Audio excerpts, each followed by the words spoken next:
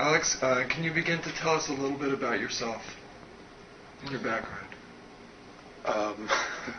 Well, my background is varied. I've done, like many other people, done a lot of different things. I've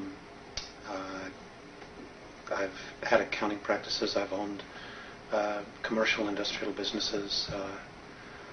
Currently, what I'm trying to do is finish 3 books and lecturing across Southern California and the western states, trying to get out information that I agreed to put out regarding the Earth dilemma, the situation that we all face here.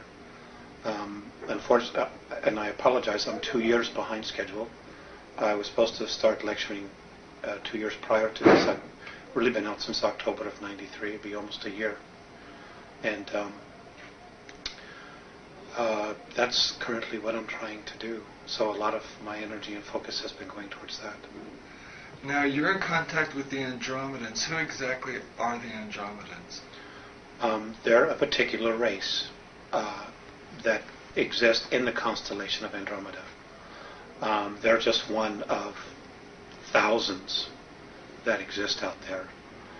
They are the particular races that I talk to and have had contact with and have given me and shared information with me are human. They're white-skinned to light blue-skinned, anywhere from 4 foot tall to 8 feet tall. And they are human in every way. Now, where did they originate, Alex? All human life originated in Lyra. And when Lyra fell during a war, long before one of the stars there exploded, they migrated out from Lyra during a war in order to preserve the race, and they went to different parts of our galaxy. So all human life originated from Lyra originally. Because of their environment, they will, from generation to generation, pick up physical changes depending upon the surface and the organics of their planets and so on and so forth. The different colored race skins have to do with genetics involving the stars in which that they're exposed to. So that's basically where they came from. So their primary home star then is Lyra? Yes. And is that currently Originally still their home star? No, there's no human life in Lyra. So now where do they exist now? In the constellation of Andromeda. Okay. Throughout the constellation? Yes. Okay. They must be very plentiful then. There must be a great, vast civilization there. Yes, there is. It's an ancient race. Have they described what their civilization is like to you? Yes, they have. And could you go into Sure. some of the details that strike you the most about their civilization? They're essentially, no matter where they are, they're a one-world government. Their society would be approximately 4,700 years more advanced than ours on a spiritual level. On a technological level, they're 50,000 years. Now, but there's a balance between their technology and their spiritual. In other words, the technology they create is based on a spiritual necessity to evolve and not on one to defend themselves, even though it can be used for that. Now, when you say 4,700 years advanced spiritually, yes, how do you measure spiritual advancement in years? I don't really know. That's what they've expressed to me. I see. And they don't even use time in their world. There's no such thing really. But they use those numbers to accommodate us so that we can use those as a point of reference. I see. Okay. What do they call their world in their language? They don't speak. Everything is a symbol there. The whole race is telepathic. And I want to back up just a little bit. There are 28 different races there. Not all are human. Many are dimensional, plasmic, organic, that were there before the human aspect of the Andromedans themselves, or the Lyrans got there and became Andromedans. There's a lot of life on the different dimensional levels that if we were to go to fifth density, we would be physical on fifth density, even though here we're on third density. Our perspective of them is being spirit. So, on each of the different dimensions, there is an abundance of life that is completely different than how we would perceive it. Because, our perception is of what third density is like. Even fourth density is very different, but we will have physical form in fourth density. Now, is third density the lowest density, or are there others lower? The animal and insect kingdoms would be, in planetary systems, would be considered lower, but to be perfectly honest with you, I've not had a clear definition of that, because I haven't asked. My focus really has been us, and where do we go from here? Right. So now, what is the main difference between the third density and the fourth density? The real difference is consciousness. In fourth density, you can pretty much instantly create what it is that you think. Whatever your thoughts are, you manifest almost instantaneously. So there is a major degree of responsibility in dealing with that. Also in fourth density, we become more of a group mind. In fourth density, we're all telepathic. In other words, everybody can read each other's minds, which means you have to be real. You can't have hidden agendas because people will see right through you. Also in fourth density, we all become clairvoyants. We'll be able to see energy fields, see life forms, which means that if you're hiding something, it'll be seen instantaneously. They've also said that in fourth density, when we move into that, our court systems will change. There's still a positive and negative. That exists all the way to the fifth density, where you will experience to a strong degree the dualities in our everyday environments. What will happen is you'll have a judge and you'll have a jury who will all be clairvoyants, and they will read the energy field and know who's telling the truth and who isn't. And everything will be judged based on that. Will be based on energy, not on words.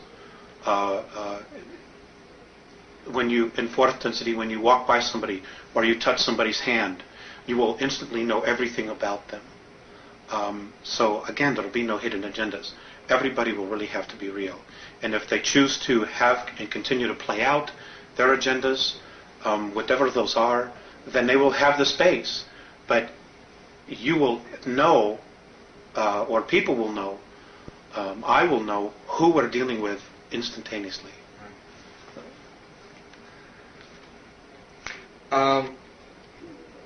What is there an economy, and what is the basis of their economy? Is it like a spiritual economy, or is it like the value? I've heard some people describe their views of other extraterrestrial civilizations as having a spiritual economy where the amount of psychic energy you put into something is given a value. Have they expressed any how their social systems work? Okay, I know a little bit about that. Essentially, everybody is given exactly what it is they need to evolve. There are many different races, and each race has their own uniqueness about them, based on their particular belief systems. And my understanding is that everything is a belief system. As far as the Andromedan culture, children go to school, or the Andromedans, they go through a birth process just like we do. Those that are physical, they go to school for anywhere from 120 to 150 years. They're taught all of the major sciences and arts. There would be equivalent to PhDs or doctorates or masters, whatever you want to call it, in all of the arts. It is at that point, once they're done with all of that education, that they choose what it is that they wish to do or to evolve. And they can change their mind anytime they want. The whole purpose is the evolution of the soul and life. They're given whatever it is that they need to do that. I'm not aware of crime or whatever, or anything along those lines. Their whole focus is on education and not distraction. If it's something that is not educational, from what I've observed, it's just simply something they're not interested in. They just have it within them to constantly evolve on an educational as well as a spiritual level. And whatever they need is there for them to use. I'm not aware of them having to pay anything for it. No. It's just, to my knowledge, it doesn't exist. Now, is art and music important to them too? Yes, all of it is. But those things are very different than what we perceive. Art is creation to them. Things that are created out of thought, out of the isness, what they call isness. The Pleiadians call creation what we call God. Things that are created just by thought, by nature, they consider art. They use extensively holographic technology. Music, their music is of the universe, of what the music that certain planets make as they rotate around their sun, what different solar systems make as they revolve around their sun, and what whole systems, the sounds and energy that they create, to them that's their music. And then they put things together, different constellations, different star systems. They'll put those together and overlap them to create music. It's different than what we just pull out of thin air here. How have they expressed what their daily life is like? Is there a solar day for them, or is there night or day, or what is their daily life like, or periods of life? There is really, to my knowledge, no set schedule. I'll give you the example of what I observed on one of their motherships. They don't require much sleep, to my knowledge, simply because I guess they're very healed. Their beings, their physical form, they're just incredibly healed. They're just in touch. There is no night and day. They don't need to experience that. Although I'm sure other races have that, but the Andromedans don't. They're just constantly stretching themselves, trying to evolve and experience more and more and more all the time. They're happy people. They don't have the extremes of emotions that we express here. In fact, I've been told that virtually few races in the entire galaxy express the realm of emotions that we experience here. They're just always in a very wonderful space. They're not a civilization that really judges. They do accept things the way they are, with the exception of when those things threaten their particular lifestyle or what they're about, their essence, and others, what other races might experience or perceive as a threat. Now, Alex, you said they're evolving spiritually. What do they want to evolve towards? What spiritual goals do they have? I guess to be just the best that they are, to be completely at one with all that there is at all times. There are 11 creational densities. And my understanding is that within each of the different creational densities, you change your physical form. Their goal as a race is to go from the densities that they experience, which are 3, 4, and 5, I guess to move to 5, 6, 7, and 8, and then from there 8, 9, and 10, and then to 11, and now the new dimensional realm that's being created, 12. It's just to continue to evolve. Nobody knows exactly what the ultimate goal is, because the essences that they're in touch with that are on 9th, 10th, and 11th are continuing to evolve. And now there's a 12th density that's being added to our universe, and they're being drawn up to experience this new density. So nobody really knows what the ultimate spiritual goal is. They themselves are still searching for what God is. They know it exists, but what it is, nobody really knows, which is why they call it the isness. It's just a force that's there. And how we perceive it is based on how we perceive ourselves and our own belief structures, belief systems. And that's how we use the energy to create. Now, you mentioned that they're in contact with essences from the 9th, 10th, and 11th. Yes. Can you describe what they describe these beings to be like to them, and what they would be like to human beings? It's just pure consciousness. What their daily lives are like, I don't know. I don't have any idea. Have they described them at all in any sort of detail to you? Just light. Just light. Just light. Oh, just light. Just light. That's all I know.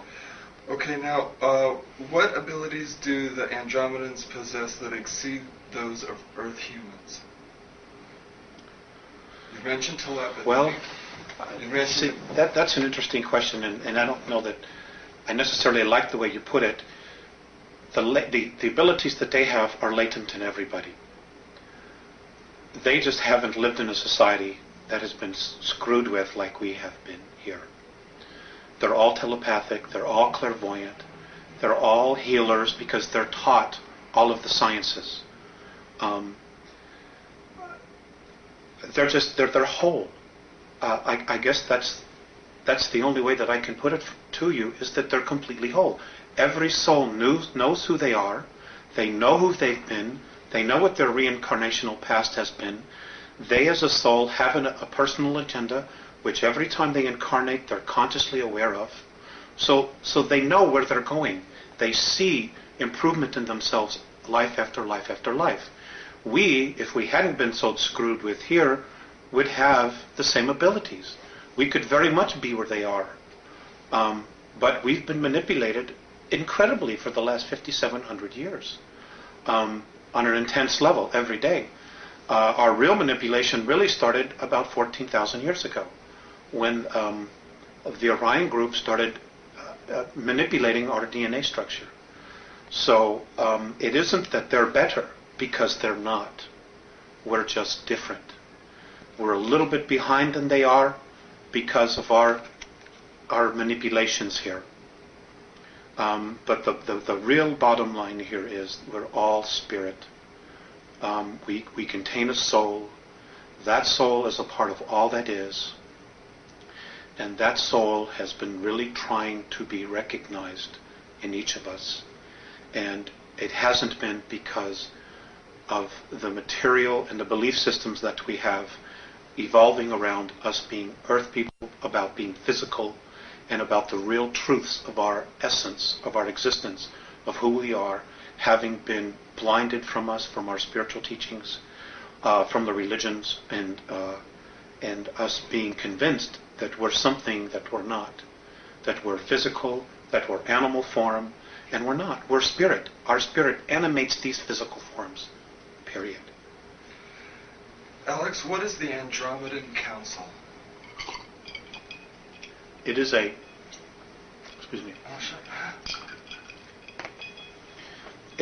political body that's represented by now 133 different races and cultures and planetary systems. There are over 1,200 systems and planetary races, evolving races that could be part of the Andromedan Council, but not all of them are. It would be comparable to Earth here, to compare it to something like a United Nations, except it's not a United Nations in the sense that it has a agenda. The Andromedan Council, as a body, their sole purpose is to facilitate evolvement of all life in the galaxy. And that's really what their goal is to allow all life forms to evolve on their own without manipulation. Obviously, that's not occurring here on Earth. And we're not the only ones. This is occurring on 22 other planets in our galaxy. But the other planets are not stuck in the muck that we are, to the degree that we are here. And this is a major concern for them, because we're not moving in a direction that we should be moving. There are elements here that are definitely holding us back. And because Earth has become this real prize, and not only Earth, but us as well. So I'm getting off a little bit.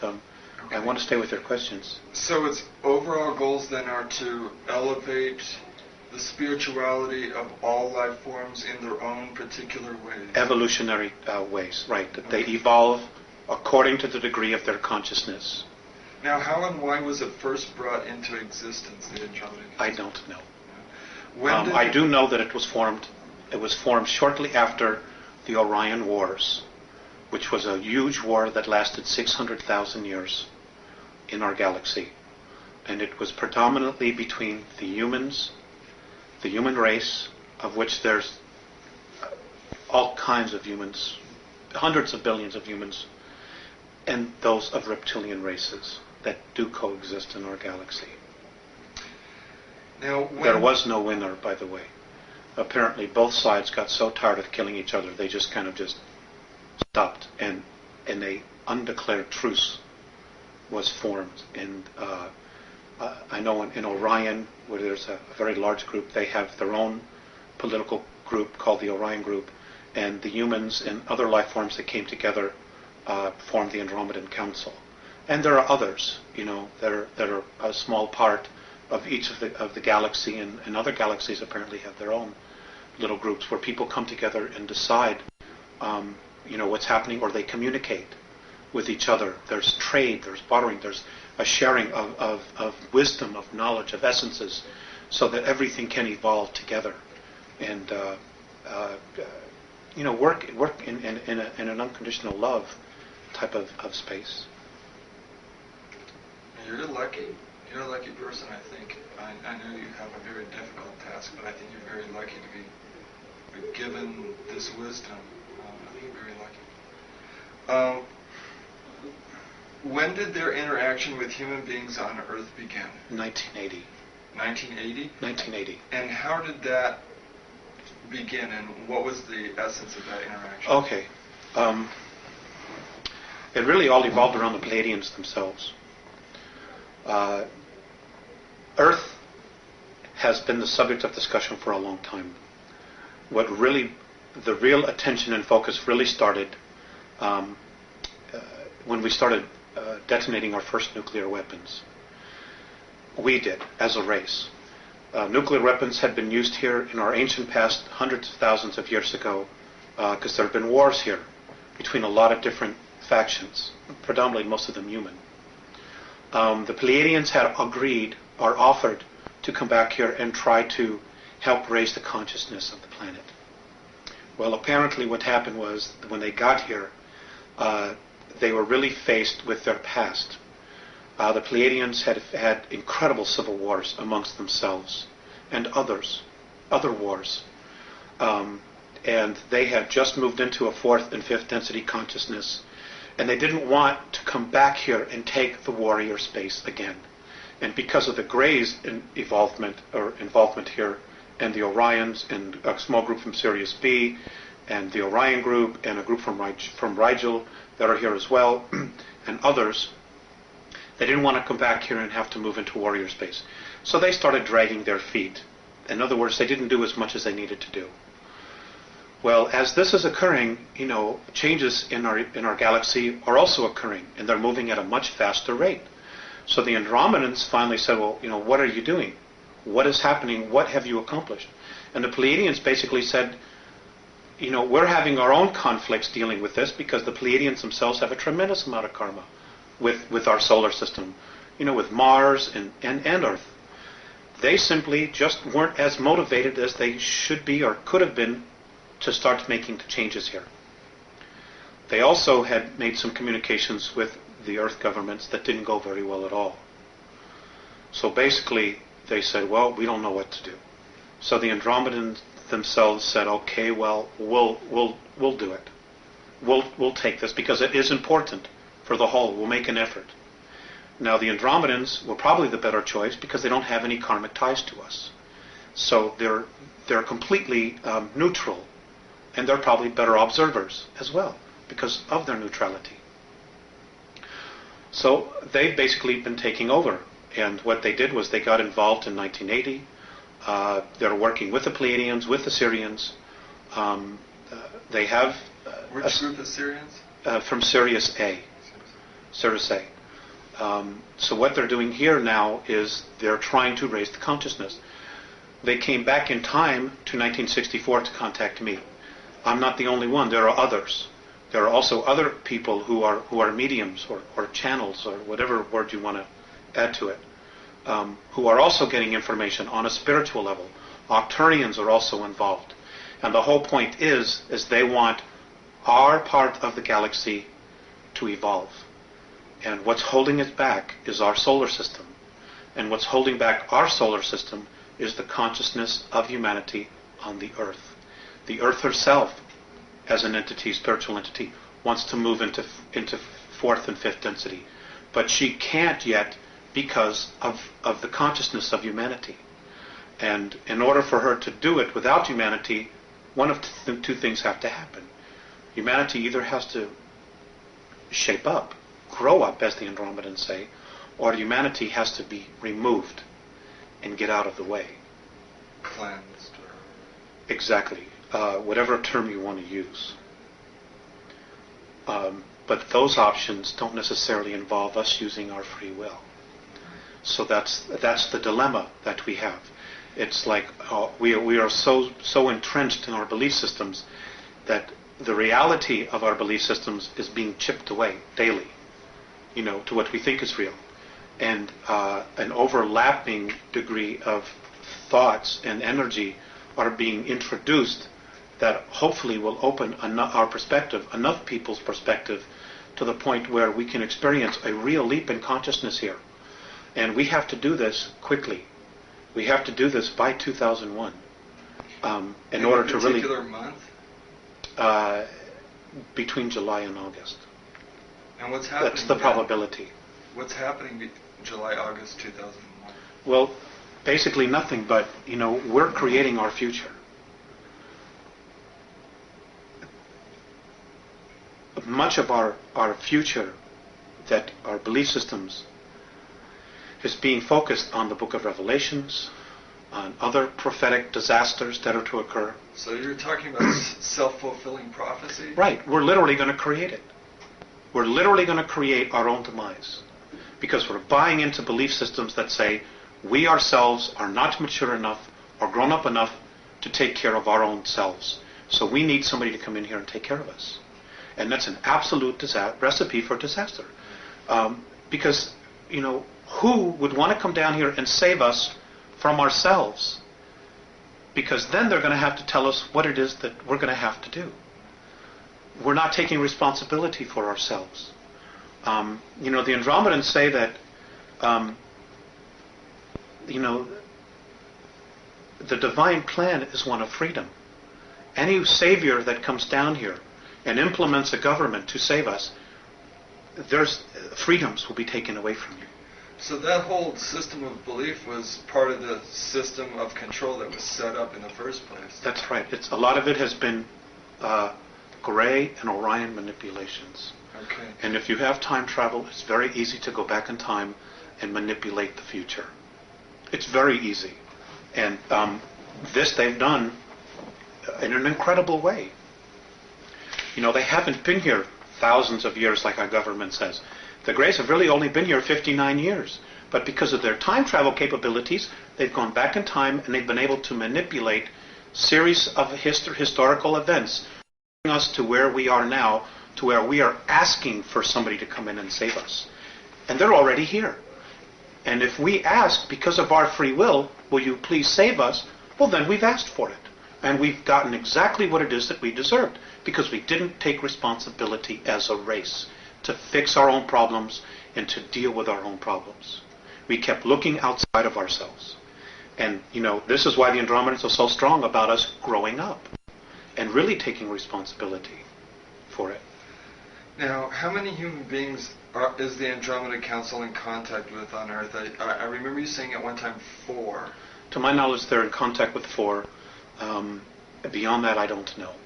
I don't know if there are more, if there are going to be more. I know there's one in the United States, there's one in South America, one in Asia, one in Europe. But there are other groups that are here, over 170, who may also on some level be talking to people and communicating, whether it's physical or telepathic or through mediumship, dealing with the different spiritual levels. There's a lot of information that's being sent down here. Are they finding it's effective? Is it working? To a degree, it's not working as quickly as they want, simply because most people are incredibly apathetic. They're stuck in their 9 to 5. I have to make my mortgage payment. My kids got to get to school in the morning, and I don't give a damn about anything else. And unfortunately, that isn't going to work. It isn't going to save you. It isn't going to protect you.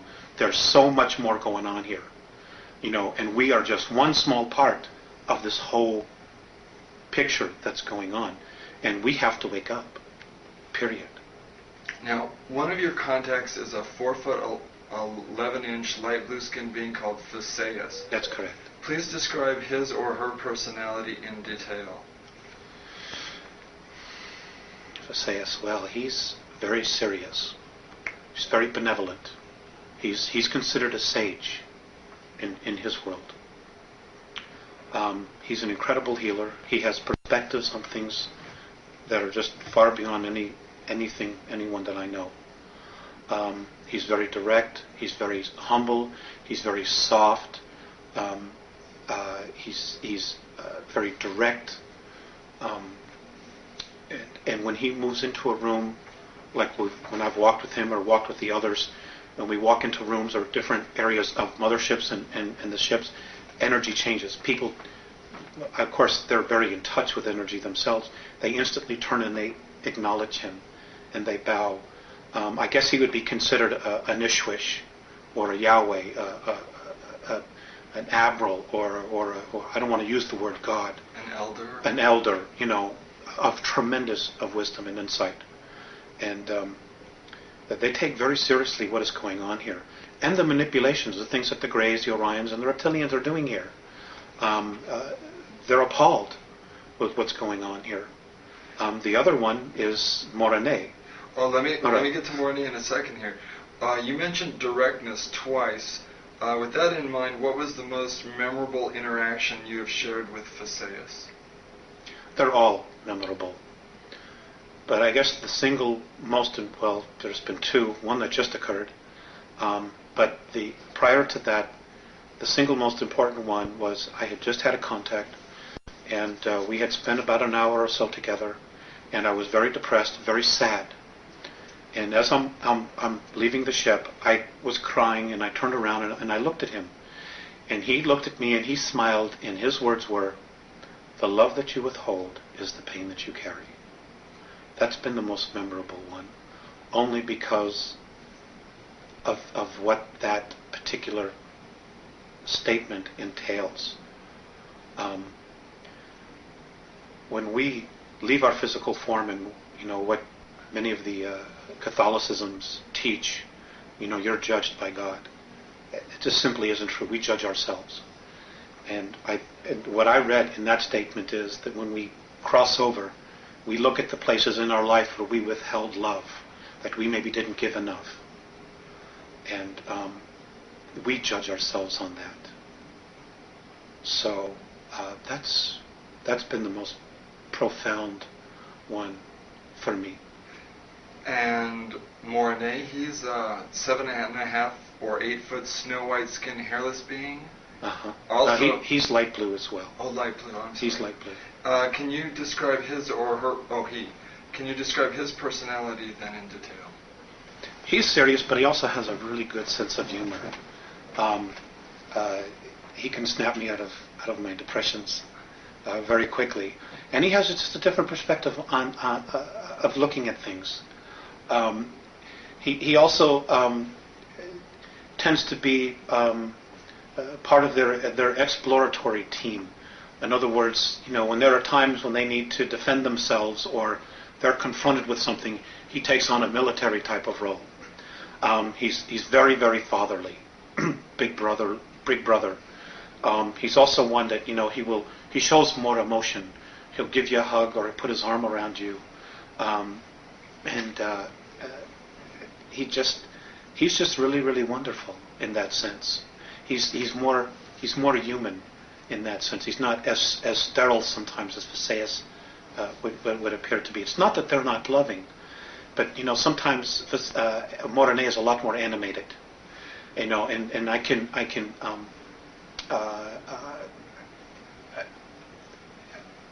relate more to him, and I think he can relate more to the emotions that we experience here, the tremendous extremes that we experience. I think he's a little bit more in touch with that, than maybe sometimes Vissaeus appears to be. Now let me ask you, what was the most memorable experience you've had with Morenae?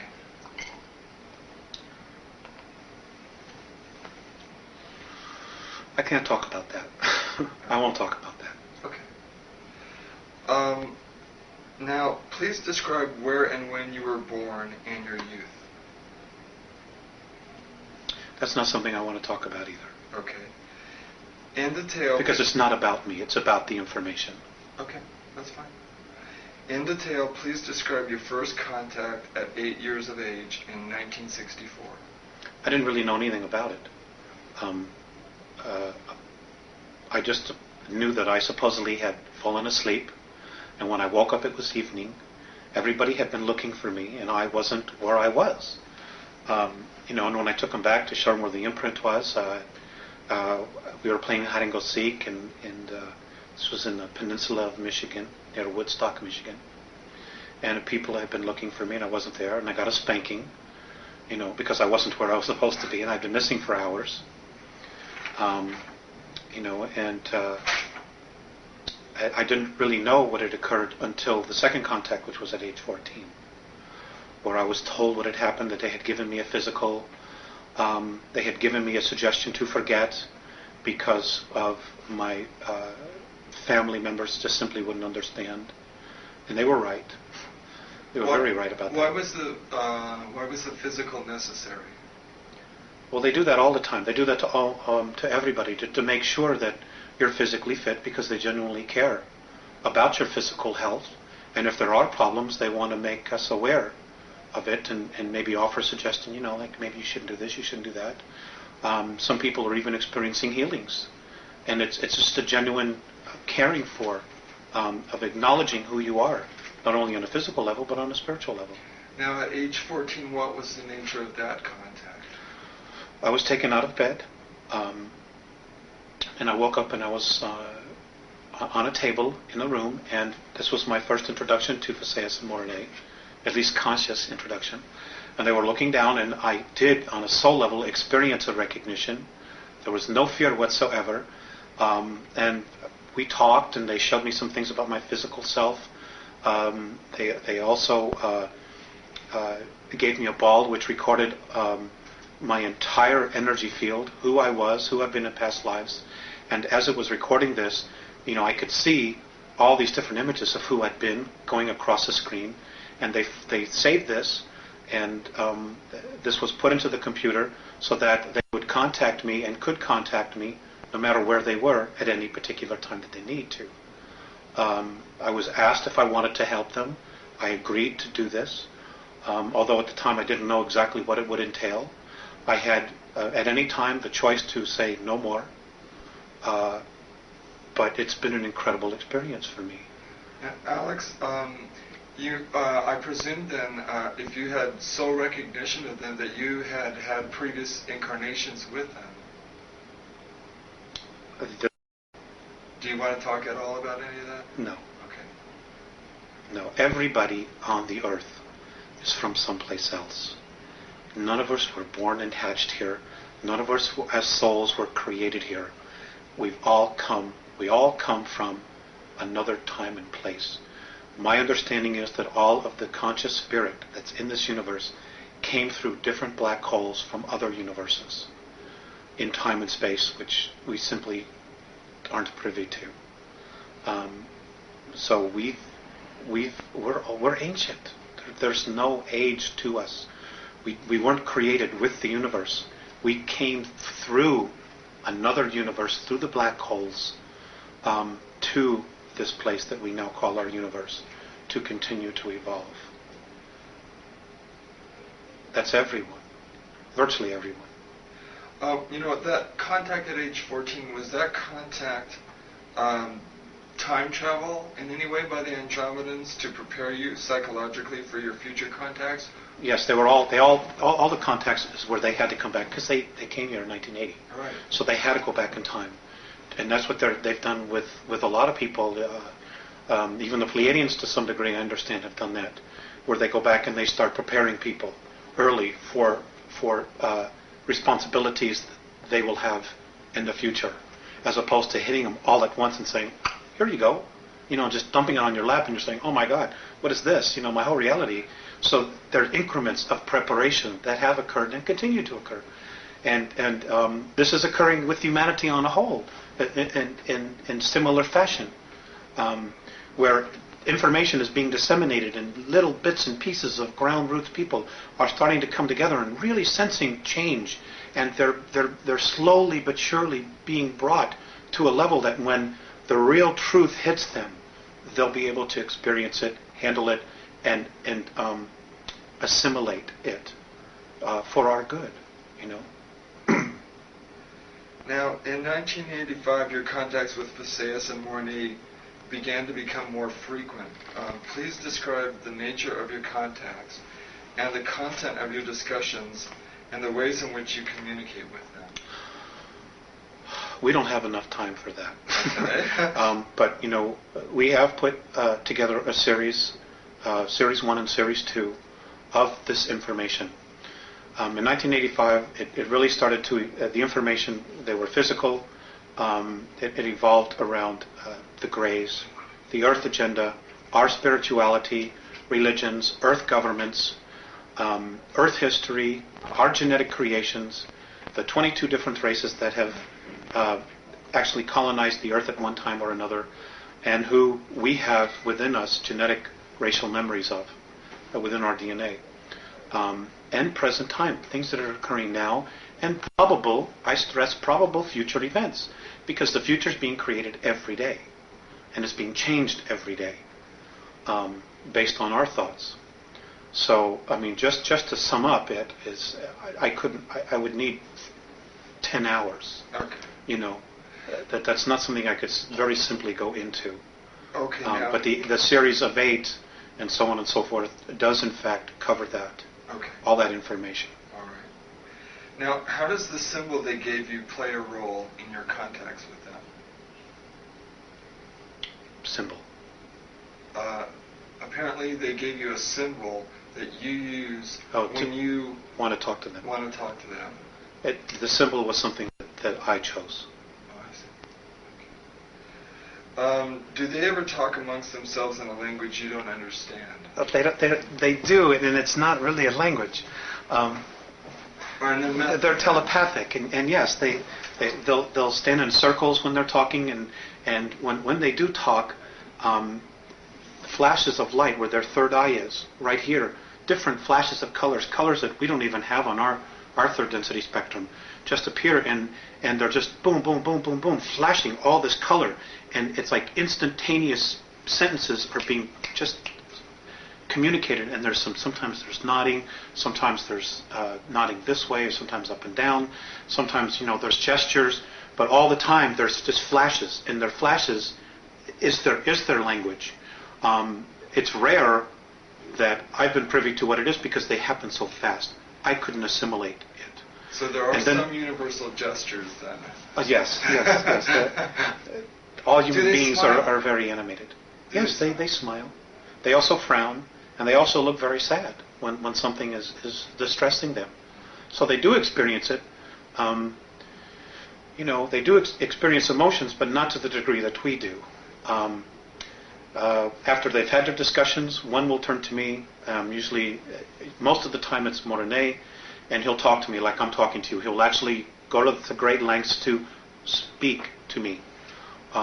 Or sometimes it's just telepathic. He'll just look at me, and for a while there I wasn't always getting the message because I was so focused on the color that was flashing in front. I was watching that, and I was like, wow, this is really amazing. But sometimes I'd have to repeat it. So, but now that novelty has worn off, so now I listen to the message. And Vissaeus is almost always telepathic. So that's what they do. What have they asked you to do in order to help them? just to disseminate information. I'm currently in the process of trying to investigate all of the current UFO information that's out there, and what I've had the ability to do is sometimes check it with them. Well, is this true? Is that true? And they've said yes, or they've said no. There is a lot of disinformation out there. So what I've been trying to do is just to assimilate what is real and give it from their perspective of how it affects us. We have a real mess on our hands. Okay, let's talk about some of that. According to your Andromedan sources, there are 3 groups of extraterrestrials who are involved in very distressing agendas here on Earth. One is the renegade gray-skinned Zeta Reticulans. Another is the Giza intelligence, formerly of the Pleiades. And a third is the reptilians from Alpha Draconis. Is there another? Yes. Okay. There's the Orion group as well, and there's 141 of them here. And they're from Ursa Minor, Ursa Major, Rigel, and Betelgeuse, from that particular group, that particular area of the star system. There are a lot of agendas here, hidden agendas. And you have to understand that some of the races, for example, the Draconians. The Draconians themselves did not evolve as a life form in our universe. They were dumped here. They were brought here because they're just a pain. They're incredibly smart. They're incredibly psychic. They're incredible builders, but they're bullies. Their whole thing is control, domination. And because there's no race in our universe that can really beat them up and wipe them out, they don't have to choose light or dark. They're just where they are. And they've chosen the opposite polarity. They're a tough bunch. They've manipulated a lot of civilizations throughout our galaxy.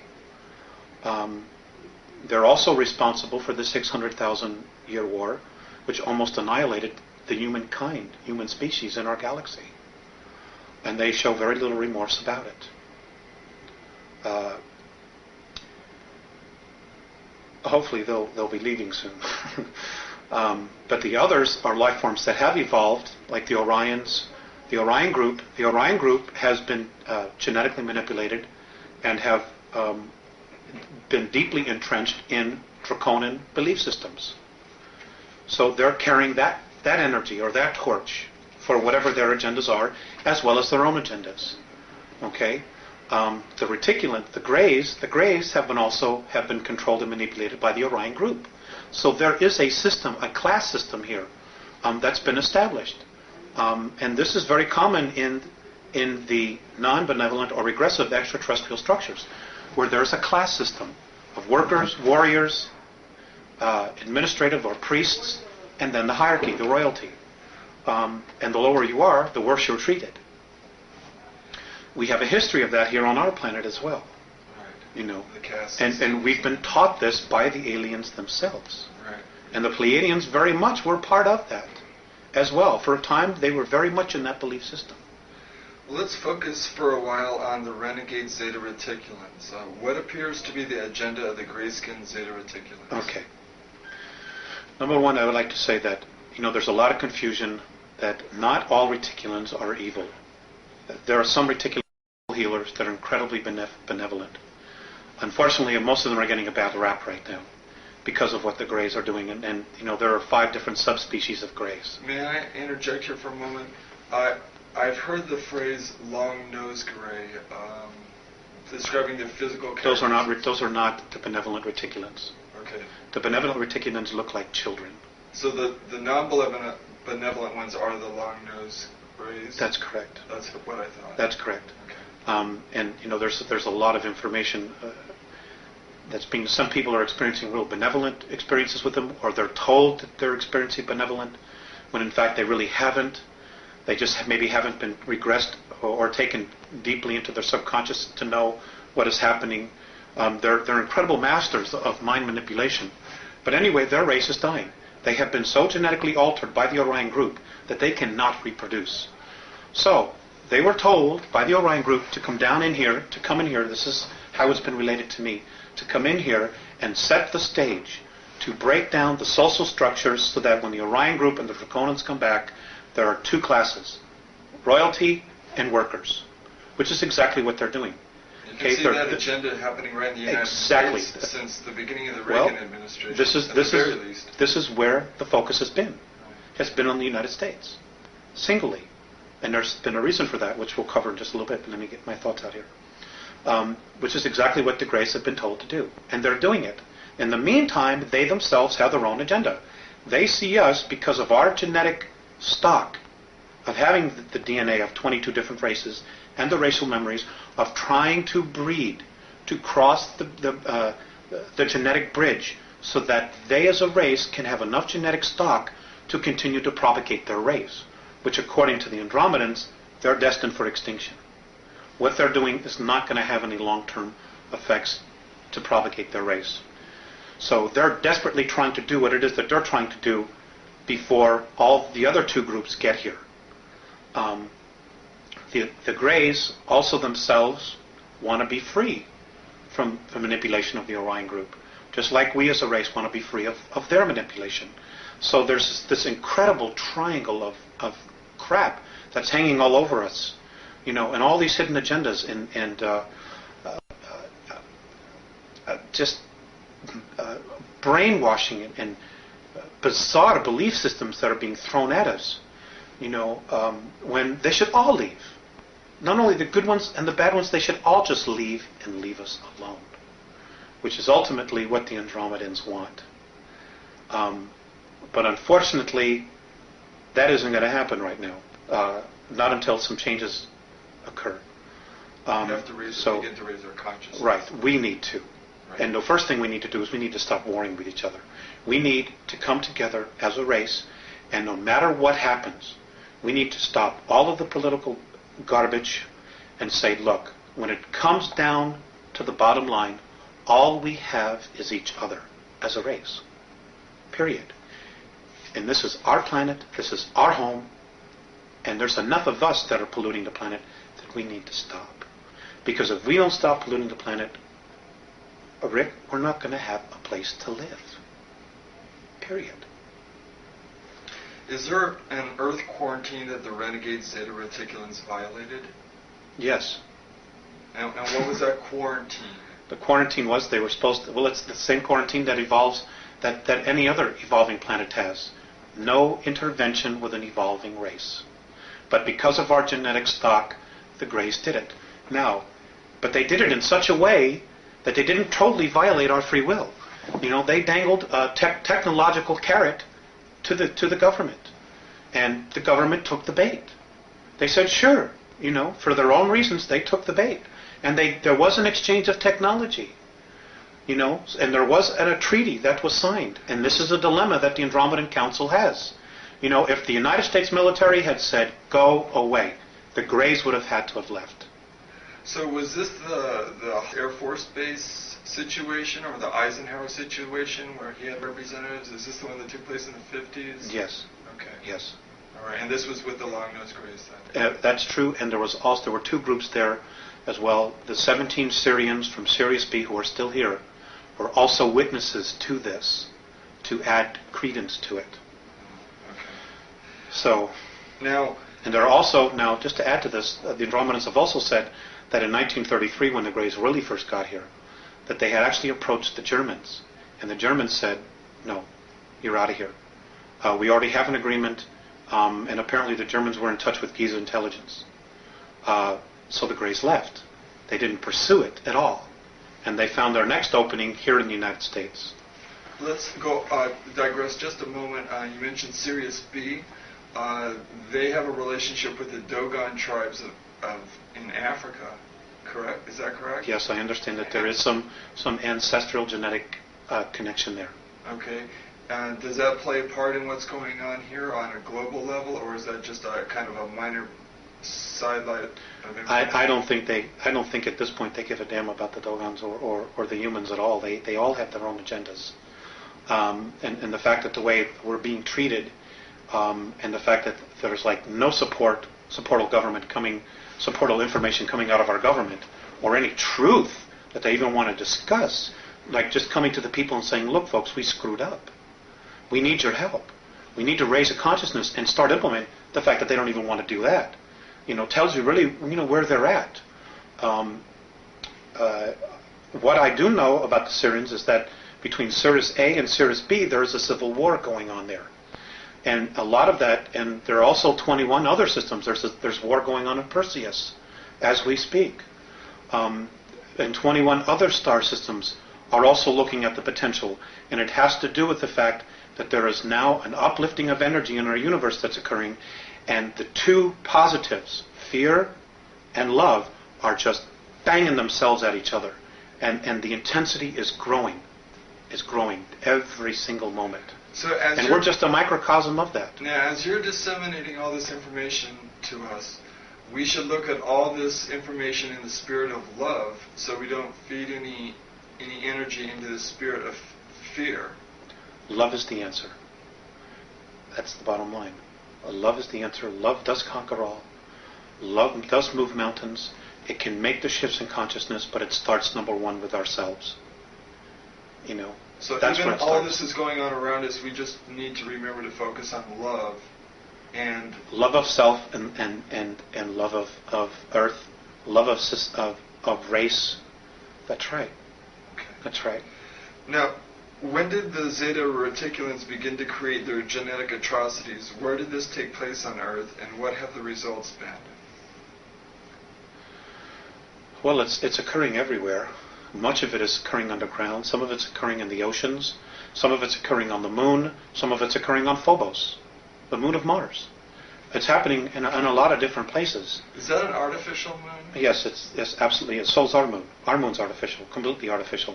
It was brought here from Ursa Minor, apparently between 11 and 12,000 years ago. For the purpose of? Of being a satellite and a base, which they evacuated some time ago, but it's now being operational again.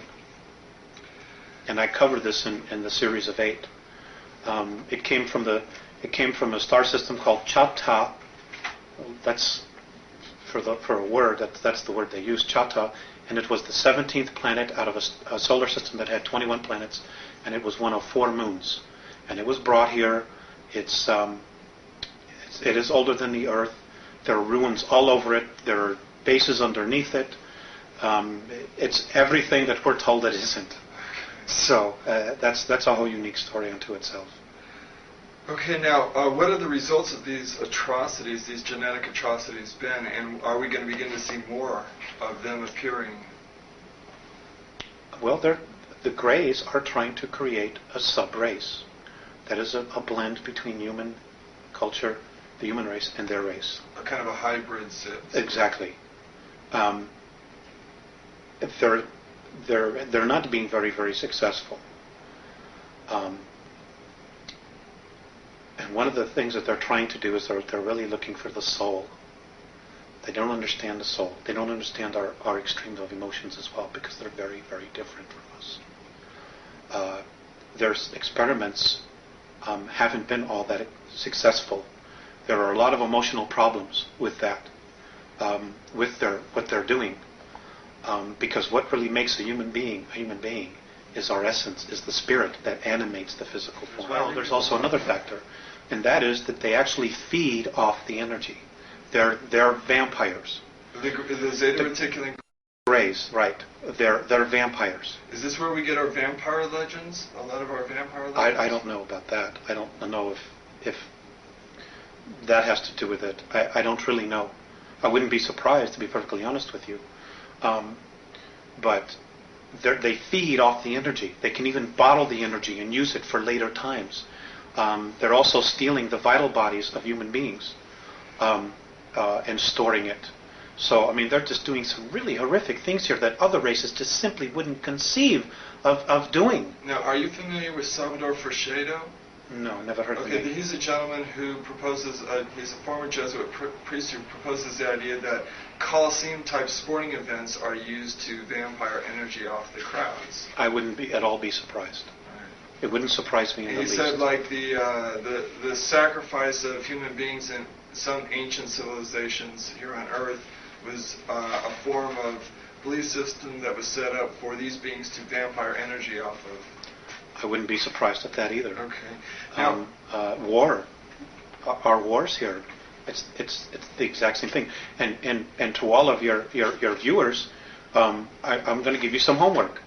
It is an absolute must that you go out and get the book, The Gods of Eden by William Bramley. It is an excellent introductory book that will bring you right up to speed with what's going on. It is over 80% accurate with the information in there, and I strongly suggest that people read it. It's excellent. And the 20% that isn't accurate revolves around what type of ideas? Around the soul and the being that we know as Jesus, which I'm not going to go into. Okay. Now, how are we doing on time here? Do you still have some more time? Well, we've come here an hour so far. We'll continue. Okay, you let me know when you need Okay. to break. How are the renegade Zeta Reticulans able to manipulate Earth's most powerful governments into a position of checkmate? Oh, it's easy. That part was really easy. Number one, their technology is 2,500 years more ahead of us. Number two, because of our greed factor, certain groups of power elite are in touch with them on a physical level. Well, many of them are implanted. Many of them are so implanted that they have now become part of the gray group mind. And the Andromedans no longer consider some of these human beings, Terrans as they call us, human at all anymore. They're nothing but clones for what the Greys want. And they pass down orders, they tell others what to do, and of course the chain of command that we've established on our planet is exactly what's happening. Also, playing on the greed factor, those who are still human, they look at the fact that, well, they're here, they're the rulers, we can still maintain our place of privilege in the world, so we'll form the new priesthood. We'll be the go-between between the workers and the gods, just like we saw in Babylon, in Assyria, Egypt. It's all over again. It's history repeating itself all over again. Because it's the control factor, the hierarchy is the established mode for these negative civilizations to keep their power structure intact. That's right. Okay. And it's another thing, and there's also one more factor. It is about human beings out for power, selling out their own race. The World Club. Just selling out the rest of us, the human race, for their moment in glory, for their privilege to be with the gods, so to speak, who are aliens. That's what it is. To have technology that can take them to the moon, to have the technology that can take them to Mars, that will give them the technology to do time travel. They totally sold out a race, our history, everything, for their brief moment in the sun. Now, Pisses me off.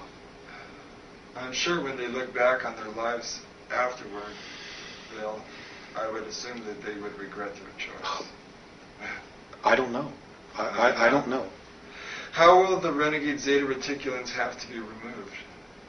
It's, if we can if humanity makes a real commitment to create an environment of unconditional love and simply refuses to hate, to go to war, to kill each other and destroy our planet, they'll have to leave because they can't deal with the vibration.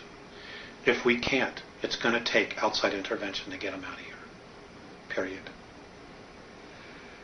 Are the renegade Zeta Reticulans going to try to deceive humanity with an elaborate religious event they are staging? The perceived second coming, yes. I have been told to really beware of that they are very capable of playing out the second coming, creating a clone who will look like the image on the Shroud of Turin, which, by the way, was one of their deals. And this soul will have holographic imprints and information regarding all the world's religions. He won't have a soul. And yes, we've been led down this path of the book of Revelations that this is God's word.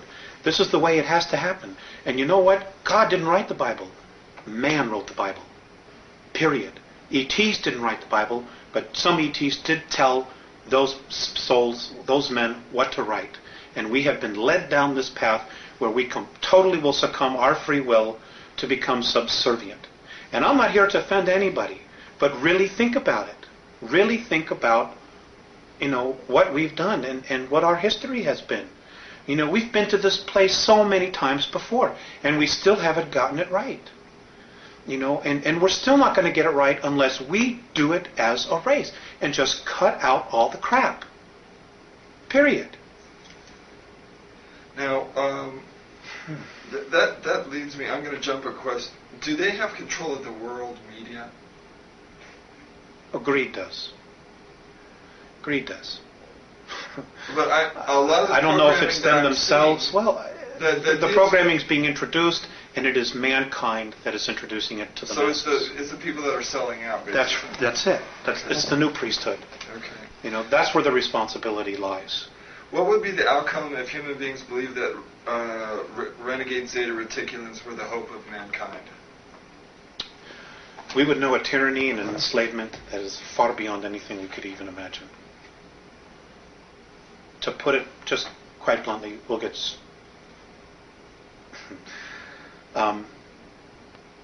never be free again. We'll never be free again.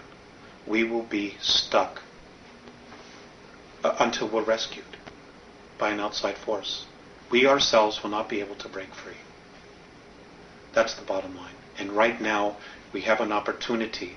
There is a window of time for us to break free, to do it ourselves, to really make this incredible leap ourselves, so that we can have the benefit of taking responsibility for it.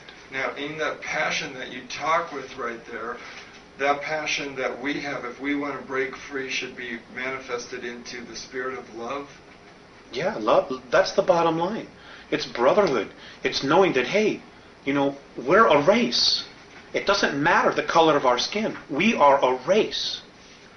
And we're being messed with in a big way. We're being manipulated in an incredibly audacious way. They're just mocking how stupid we are when we're really not stupid. But nobody will tell the truth. Nobody will come out and say, hey, none of this is right. We were never meant to live this way. And they had no right to come down here and mess with us the way they've done that. And the real strength in us, in our own permanent evolvement as a race, will come from us standing up, taking a stand and saying, you know what? No way. We're not going to do this. We're not going to destroy ourselves for your enjoyment so you can feed off of us. You had no right to manipulate our governments, to create wars. None of this was right. And that's it. We need to stand up as a race, exercise our free will, and say, you know what? We don't want to live this way anymore. We want to create a real future where our kids will have an opportunity to be whatever they want, to live in an environment that's clean, that's free, where they can have water to drink, where they can go out and eat fruit, where they can play in the dirt without getting radioactively toxic. All of this stuff that we're doing to ourselves. So the people with weapons, the police, the military people, these people need to be persuaded and persuade themselves and then believe themselves that they can lay down their weapons, that they don't need to use them against other human beings, that they can love other human beings, interact with them without a violent or power control type of situation going on. I'm not saying that there aren't some human beings here that definitely don't have problems. I'm not saying that at all. There are some who do. But the bottom line is, when you look at the whole picture and you go up the ladder, okay, we are not the enemy. The enemy isn't human at all. But it's pushing all our buttons so that we're so busy looking at each other and so neurotic about each other that we're not looking at the real reality here, the real cause, which is another race or races that are here who are totally playing games with us, feeding off our energy, and hoping that we destroy ourselves so that they can keep the planet for themselves. And really, let's say who it is again. It's the Orion group. It's the Orion group. It's a group that is on its way here now from Alpha Draconis. They're the real culprits behind this whole deal. Alpha Draconis or Orion, or both those two? Alpha Draconis, they're the real culprits behind this whole thing. Above Orion, above the Orion group? Yes. Okay. Yes. So then there's Orion, the Orion group, then you've got the Greys. And where did the Giza intelligence fit in here? They were just a group that were totally independent, that came in and did their own thing. They were perceived as gods, and they played the role out. And they got stuck in it. You know, they got stuck in the ego part of it. We're gods, we can do this, we have all this technology, and they just played it out for all that it was worth. Okay. But to be honest with you, at this point, they're not really much of a factor anymore. You know, Giza intelligence, they're not much of a factor at all anymore. What should a human being do if they encounter a renegade Zeta Reticulan? What would your advice be? Stand in their truth. If you can't run, stand in your truth and just look at them. If they try to project their thoughts into your head, you just stand firm with who you are and you say, no, you are not coming into my head, you are not taking me over, and you are not going to violate my free will. I don't give a damn who you are. Leave me alone. Period. Because if it's a benevolent, they will not try to do it. They will not try to take you over. They will not try to put crap into your head so they can feed off of your fear. Period. All right. Excellent. Okay, I'm going to skip the Giza intelligence for the moment then, and we'll go to the Alpha Draconis. Can we take a short time out? Oh, definitely. Thank you. You know, Rick, there's something else I want to stress here, and that is, and this is something that the Andromedans have really stressed. There is no race any better than us. Just because they're different, just because they're more evolved, doesn't mean that they're better. We are equal. We're just not maybe as aware as they are. But that doesn't mean that any race is any better or any less. In fact, we're all equal. So we should not worship anybody? Hell, no. Absolutely not. That's how we got into this mess in the first place. Right. Absolutely. If you want to worship somebody, worship the God within you. That's it. Worship no one else.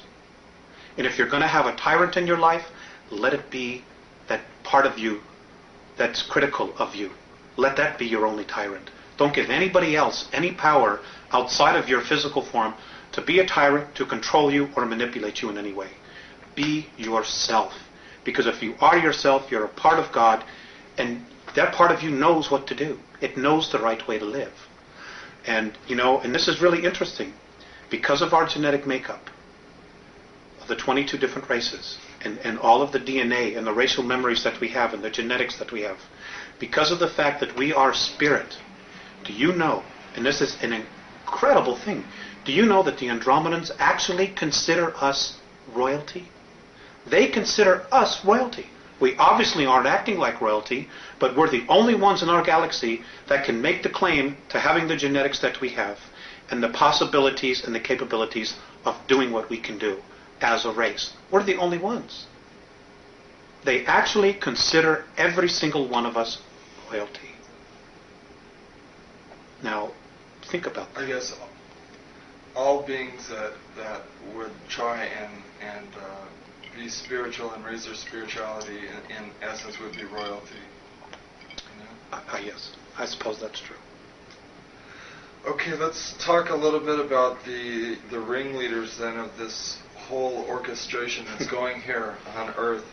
According to your Andromedan sources, there are 22 races originally colonized the Earth, the first race being the reptilians from Alpha Draconis. What was the nature of their colony here? Well, they're Hyperborean. Basically, they're explorers. And they're also genetic engineers. They would just colonize. They would take samples. They would hang a flag and say, this belongs to us, just like we did with the moon. You know, but except we weren't the first ones there. Exactly what we've done. They were explorers. And they would just go to a place, they would see what was there, they would explore it, if there were minerals that they needed, if there were other life forms, organisms, whatever it was that they needed, they took, and then when it was done, they had enough, they moved on, and just kept exploring and expanding their realm of exploration or territory. And you said they were dumped here. Originally they were. They Right. were dumped in Alpha Draconis. Nobody knows exactly where they came from, and my understanding is that even in their ancient history, they don't know exactly where they came from. But they were left in Alpha Draconis because that particular system offered them the highest probability of survival. And from there, they were able to create craft, space travel. I mean, they're magnificent in what they did, and they're to be commended for what they did. But the fact that they need to control and dominate and manipulate to the degree, sorry, I have a problem with that. And so does half of the other of the galaxy. That's just the way they are. They're the biggest bully. Nobody can beat them up or wipe them out, so therefore they have no motivation to change. So that's the space they hold. And, the Andromedans actually consider them the ultimate warriors, which says a lot, for whatever reasons. A lot of bullies end up destroying themselves. Well, that's something that may possibly need to happen, we hope soon, or I hope soon. Because we need to be free. We need to have our shackles that we've been put around us let go of, so that we can really evolve. And we have awesome potential. We really do. We have been, as a race, we have been through so much here. We have so much experiences, and because of our emotions, which is really our strength, which really sets us apart from all the other races out there, even the other human races.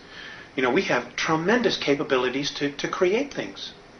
And, but we need to get clear of what's real and what isn't.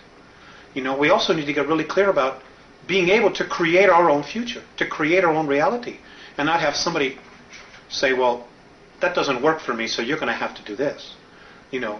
Play God and ruler over us.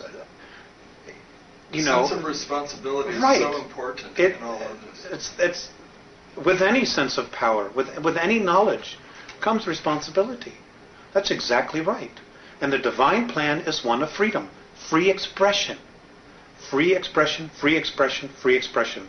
It is not one where they want to implant us and they say, you are going to be a worker, you're going to be this, you're going to be that.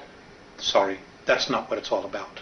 And if anybody tries to force that stuff down your throat, fight it. Okay, so the Andromedans tell you that the Alpha Draconans are here now. Where? There are 1,833 of them that have been living underground between 100 and 200 miles beneath the surface. They've been here, some of them have been here a long, long time. They have lifespans that are thousands of years. They're carnivorous. They are not friendly to mankind, at least the ones that are here. Are you saying carnivorous, they eat humans? Yes. And they won't eat a dead human. It has to be alive at the time of the killing. Their preference is children. And we've been told, you shouldn't talk about that. There are other people say, well, you better not talk about the reptilians. Well, bull. Why not? According to the Andromedans, they're responsible for 31,712 children disappearing in the last 25 years from the United States. These children were food. And I'm supposed to just shut up and not say anything about it because people don't want to hear it? That's tough. That's tough. Westchester County, in the last 5 years, 3,000 children in the Westchester County, New York, have vanished without a trace. Where are they going? Why are we allowing this to happen? And why should people want to stay in denial about it? Now, how are they able to do this? How are they able to? How are they able to? How are they able to do it? How are they able to come up out of this from underground and do it, or do they have? There are tunneling systems everywhere. They're being helped by the Greys, and also there are groups within the higher echelon that are actually helping them acquire this. So human beings are abducting the kids and giving them to the Greys, who in turn give them to the Alpha Draconans? That's right. That's part of the deal. They won't come up as long as we feed them down there. You understand? It's about human beings selling themselves out. The echelon attitude here, the needs of the few outweigh the needs of humanity. And sorry, that just isn't right. But it's going to have to be humanity that's going to rise up and take the stand. You're just going to have to turn off your televisions. They're going to have to get in their car. They're going to have to fire everybody in Washington, D.C. that knows and does nothing. And they're going to have to do something. This apathy's got to end. Otherwise, the way we live is going to end. Period. I mean, that's the bottom line. And I'm not coming from a fear space. I'm really quite angry about the apathy and the fact that, when people give lectures and try to tell this, people want to stand up and fight with them. Look at what's happening around us. The indications are everywhere. Everywhere. The truth is now an obscure thing.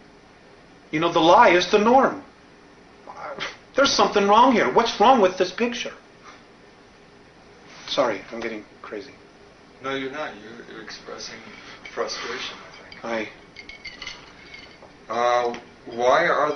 Why, aside from the carnivorous aspect to the Alpha Draconians, why else are they dangerous to humanity? Because they don't like us. And what are they willing to do with humanity? Eat us. There's no need for us. I mean, look at where we are. Look at us right now as a civilization, as a society. Okay? They don't need anything. They have all this technology that they want. We can't really offer them except maybe do some work for them. But they don't need all of us to work for them. They don't respect human life in any way whatsoever. And this goes back to Lyra, to where the original war started. When they got to Lyra originally, they saw this human race that was plentiful in food, that could grow food, that could do all of these agricultural things. And mankind on a whole is really agricultural. We really, as a race, if we were left alone, would be nurturing the earth. We would be living in tribal communities like the Native American Indians did. That's really our essence, our nature. I'm sorry. That's really our nature, our essence. And the cities and the culture that we're living in now has totally cut us off from the land, from what our real essence is, which is nature. And we're starting to feed off each other now. It's like so bizarre. I can't. It's like when I see the Andromedans, or when I've been exposed to the Pleiadians, when I see how they live and they teach and they live with each other and they respect each other, and I come here. It's like, it reminds me of that sentence that Abraham Lincoln, that quote that Abraham Lincoln once said. If you are above the earth looking down, you could be an atheist. But when I'm on the earth looking up and seeing the heavens, I know there's a God. It's like the duality. And I think enough of us, more of us, really need to start taking the perspective that what we're doing here isn't right. We need to get in touch with what's out there, with just the whole idea that, God, how did we get here? What makes me be here? As opposed to going home after work, turning on TV, watching 3 hours of television, going to bed, getting up the next morning, going to work, and doing the same thing over and over and over and over again, like robots. Throw the televisions away. Just throw them away. Okay, what are the physical characteristics of the Alpha Draconians? What do they look like? I don't have that. Maybe it's in the car. They're ugly. I mean, they think we're ugly, too. And I guess it's all a matter of perspective and belief system. In my belief system, and I'm only taking responsibility for me, they're ugly. They're anywhere from 7 to 22 feet tall. They can weigh up to 1,800 pounds. They're reptilian. The ones that have stubby tails, if you see one that has no tail, he's of the warrior class or the worker class. The longer the tail, the higher their rank. When you see one with long tails, with winged appendages, he's considered royalty. Whenever you see one, you ought to just run like hell. You shouldn't approach it. You shouldn't provoke it. Just get the hell out of its way. Just get out of its way. Just run. There is a way to kill them. If you can't cut off their head, they have two hearts. There's one here, underneath this armpit, and one here. Or if you can't get to that area and you need to slow it down, you need to hit it right above its groin area. It has a very large liver. You need to wound it there to slow it down. It is not something where man-to-man combat you're going to be able to deal with, because they apparently have the strength of 12, 15 men. They're incredibly quick. They're incredibly psychic. They know what you're going to do before you do it. And you know, if they get here en masse, we got real problems. Real problems.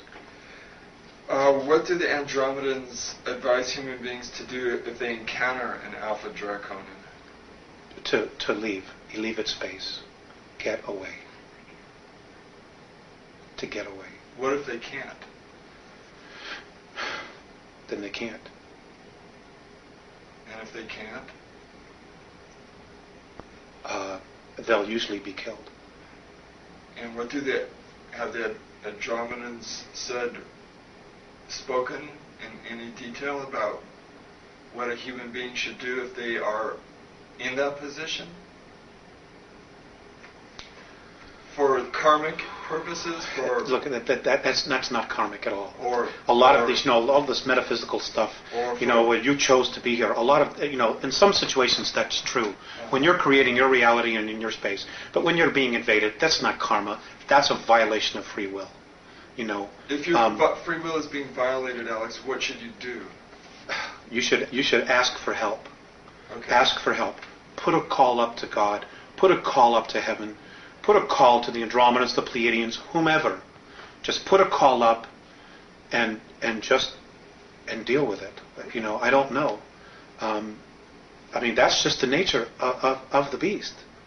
They don't like us. We're considered a food source for them. For them. We're a food source for the Greys, but in an entirely different way.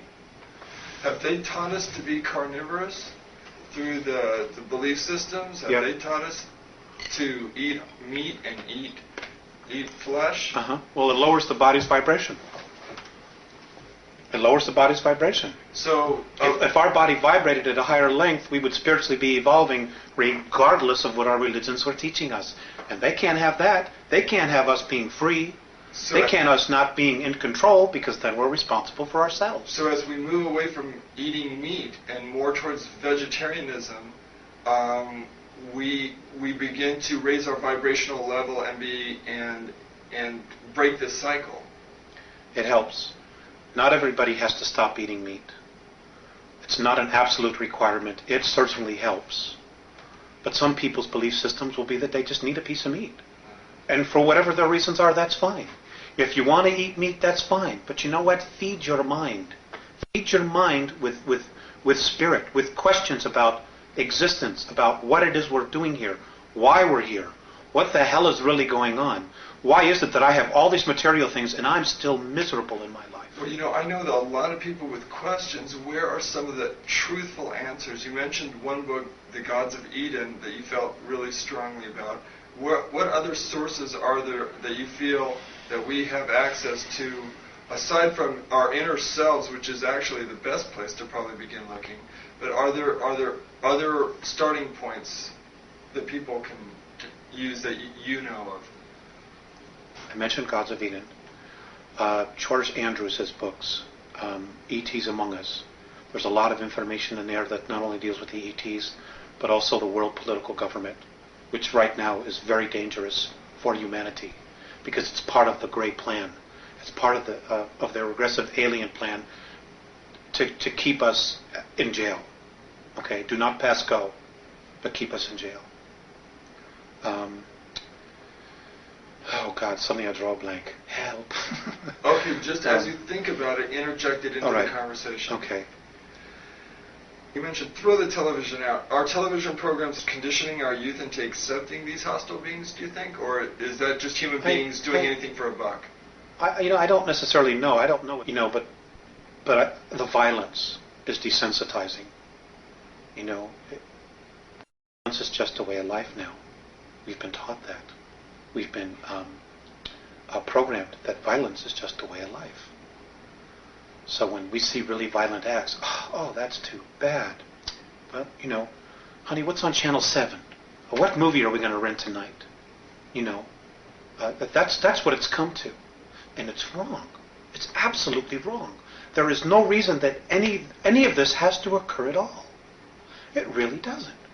And a lot of it is the responsibility of the people.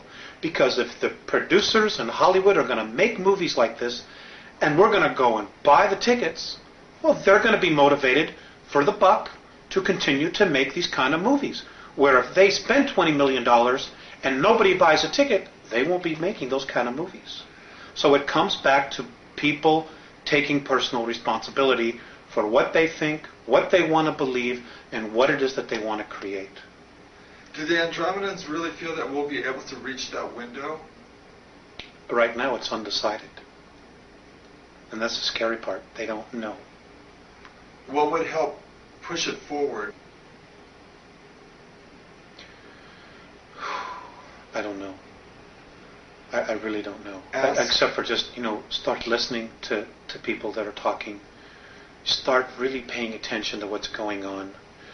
My grandfather used to have a saying, believe nothing that you hear and half of what you see.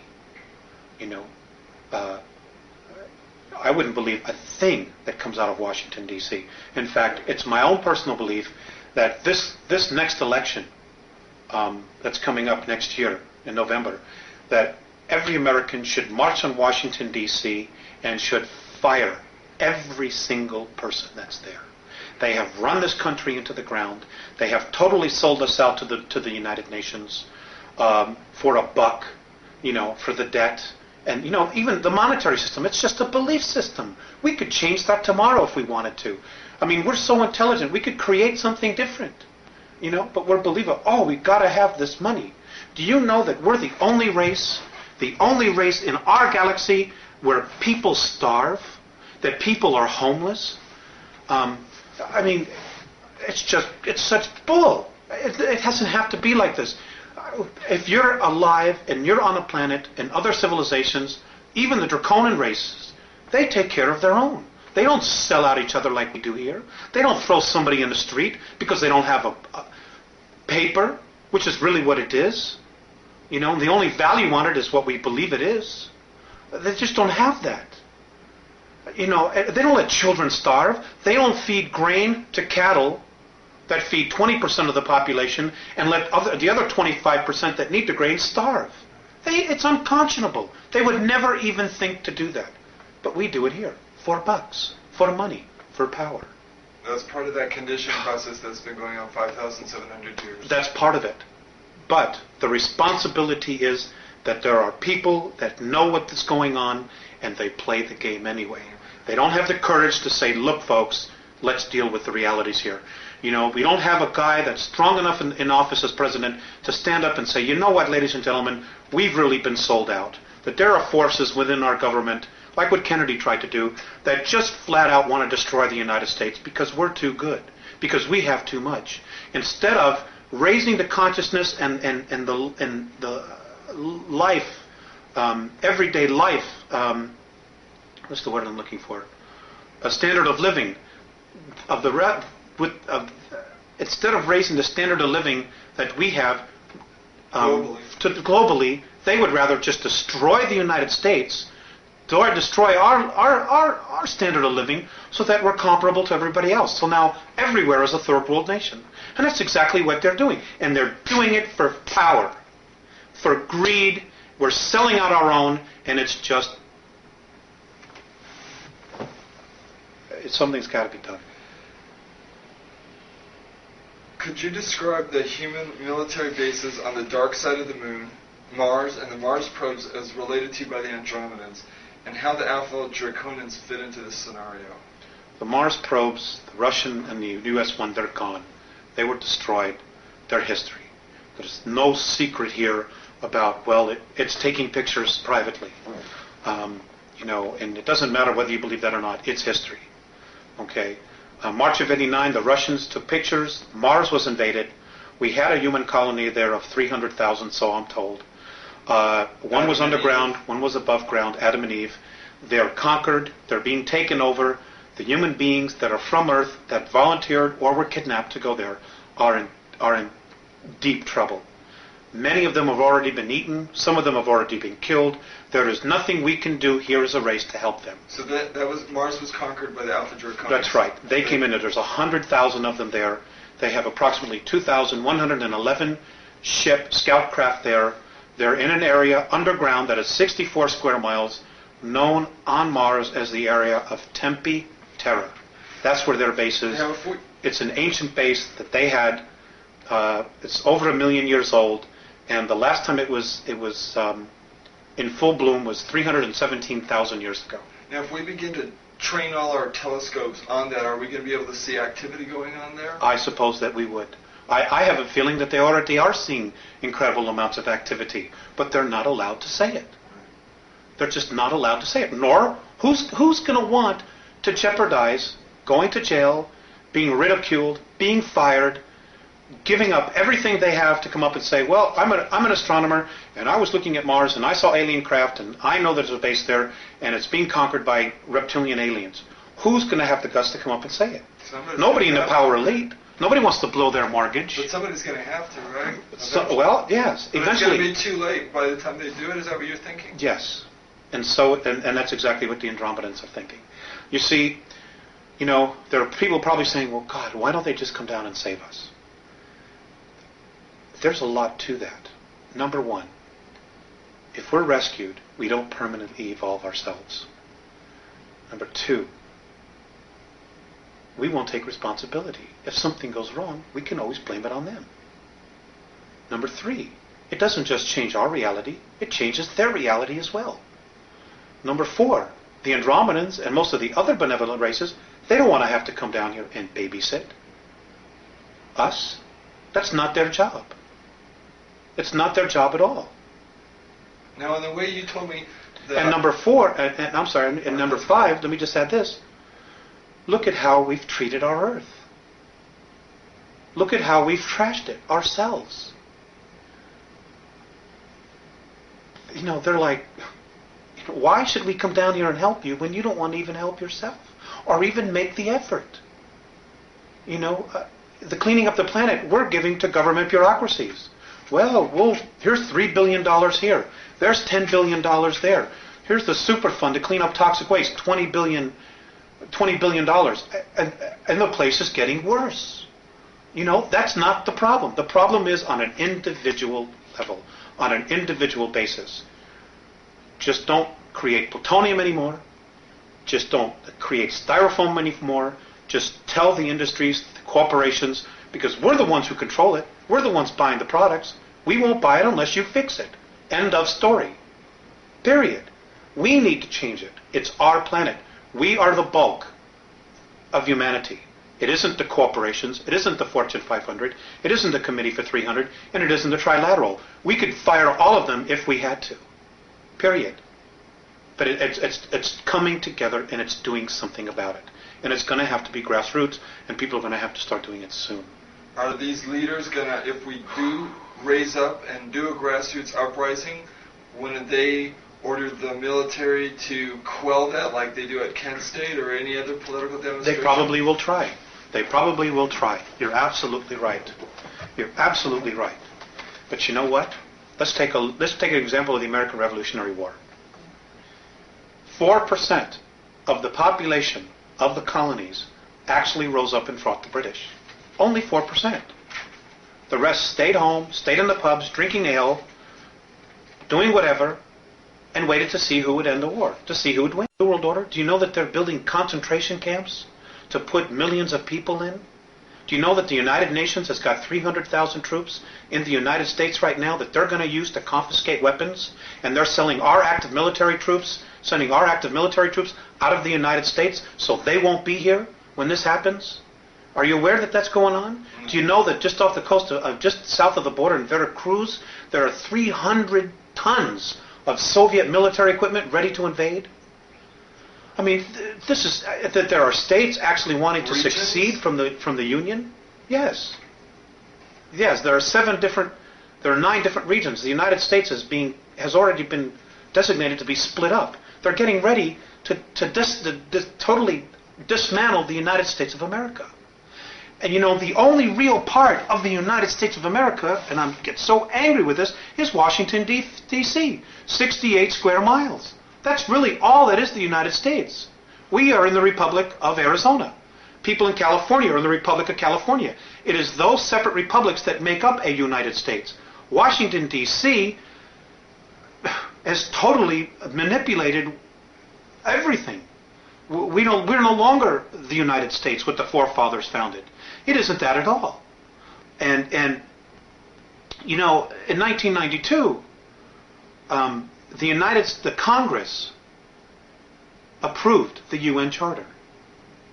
Well, what people aren't aware of, because it wasn't printed in the press, in the newspapers, in our controlled media, is that because it's a treaty, it supersedes the Constitution of the United States. The UN Charter is now the law of the land, not the Constitution anymore.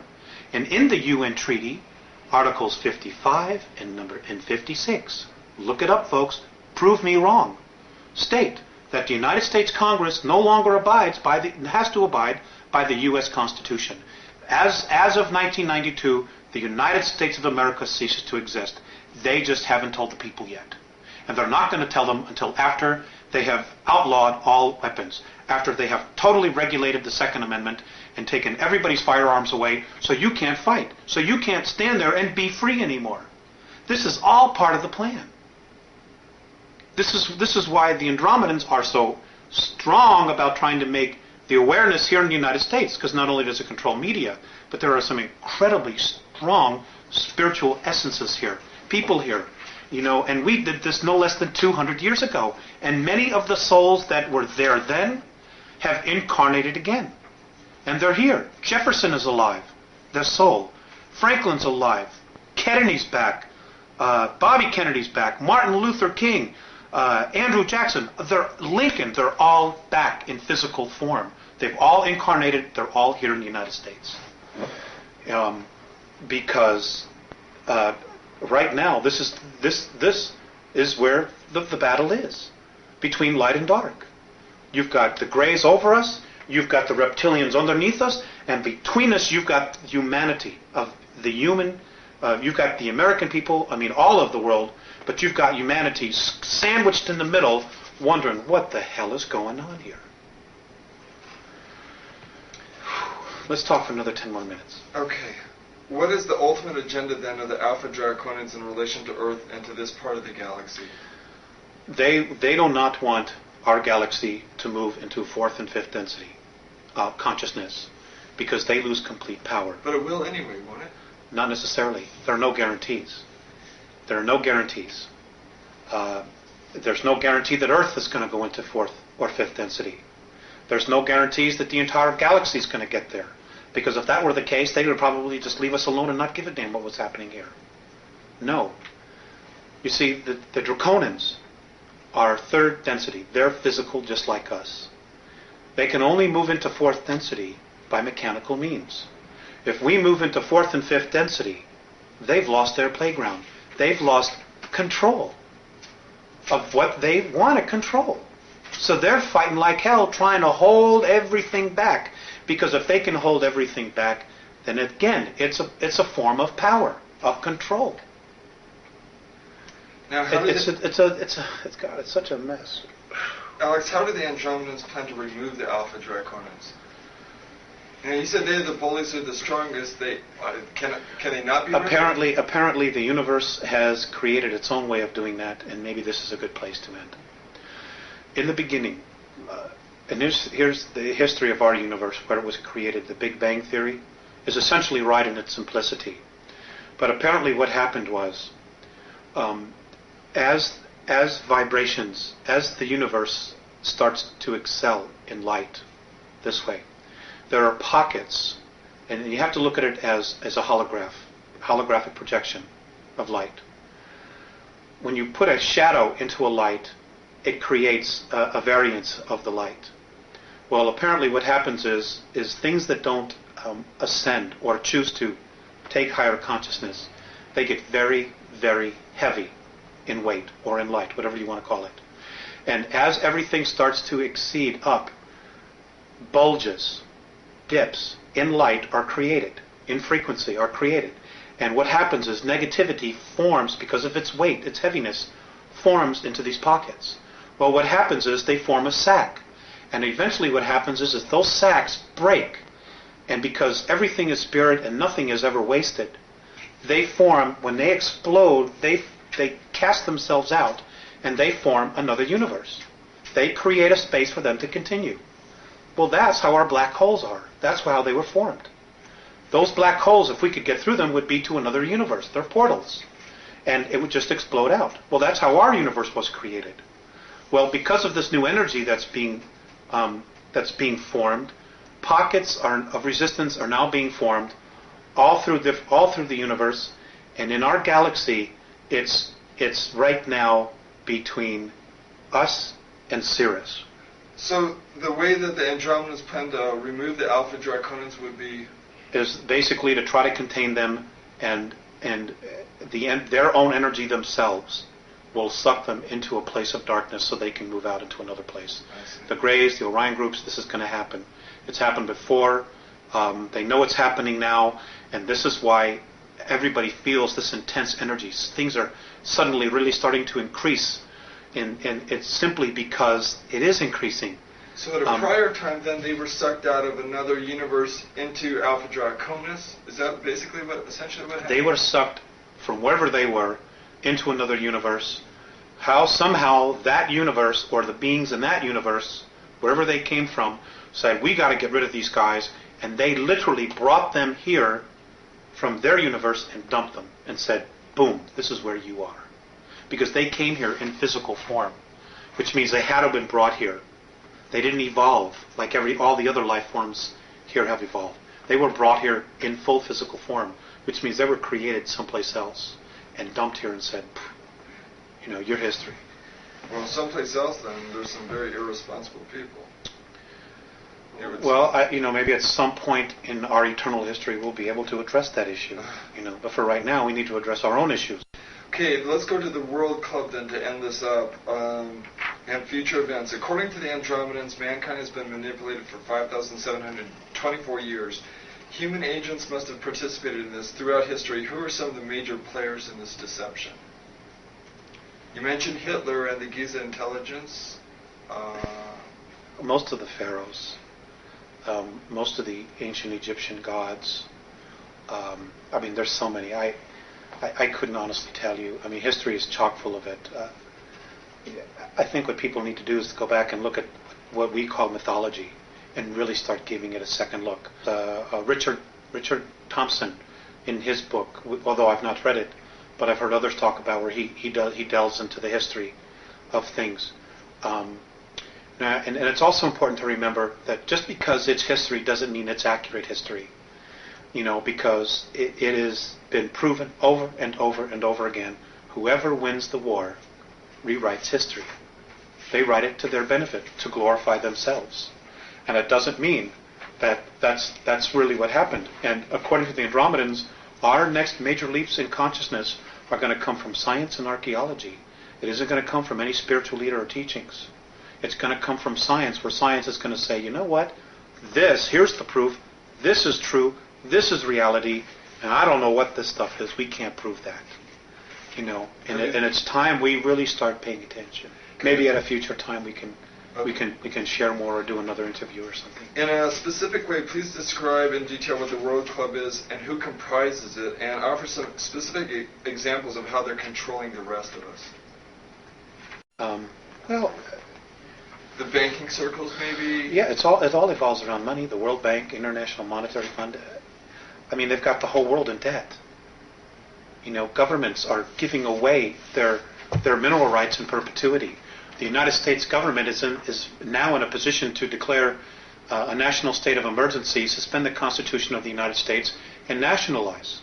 And the reason they will have to nationalize is because our debt far exceeds any ability to pay it back. So who are the collectors? What countries are the collectors? It's not a country. It's a group of men. It's a group of human beings. It's a group of human beings. Right. The aliens don't need money. They don't need an American Express card. So if the rest it's a man-made thing. If the rest of us simply say, we're not paying back the debt, that's it, we're starting over, you can forget your whole system, then we can erase that whole thing and start over. That's right.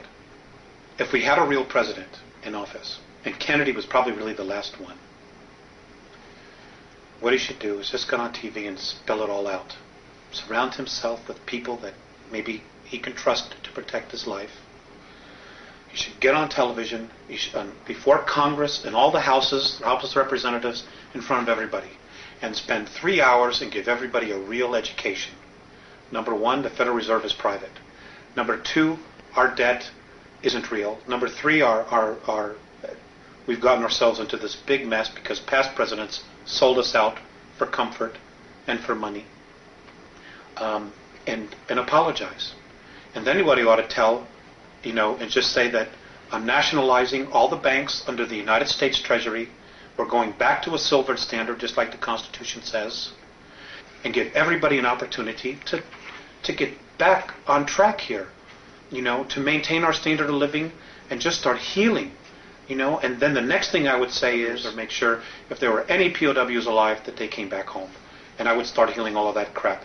The fact that, that our POWs were sold out because of a debt, because of $3 billion, when we've wasted $3 billion, or a promise to Vietnam, when we've wasted that kind of money on such stupid things as studying the sexual habits of a tsetse fly or frogs mating. I mean, it's unconscionable that we've allowed our government to do this. Alex, we've got about 5 minutes left. Let's see if we can do some real brief answers to some of these last couple things, just real brief. The United States, Britain, and the Soviet Union, according to your sources, have been building secret technologies and bases on Earth, the Moon, and Mars for some time.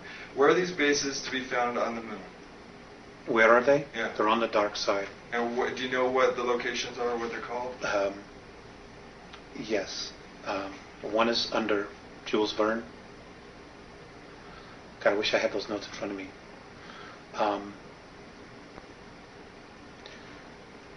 Let's come back to that. Okay. Have they told you anything about Area 51 or Dulce, New Mexico? Yeah, there were a lot of stuff there. The actual underground base is not underneath Arcoleta Mesa. It's actually 20 miles to the northwest. That's just an entrance point in and out. This is Area 51. This is in New Mexico, Dulce. Okay. It's not exactly right there.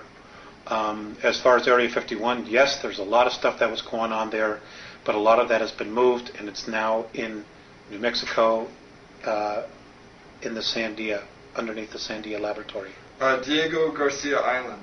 Diego Garcia Island, there's a base there. Pine Gap. Diego Garcia Island, there's anti-gravity anomalies there, and this is how they were able to blow a lot of equipment into space without using rockets. And then they would have the UFO-type craft, which we built from technology we were given. They would hook a tow chain to it, and like a tow barge, just tow it to the moon.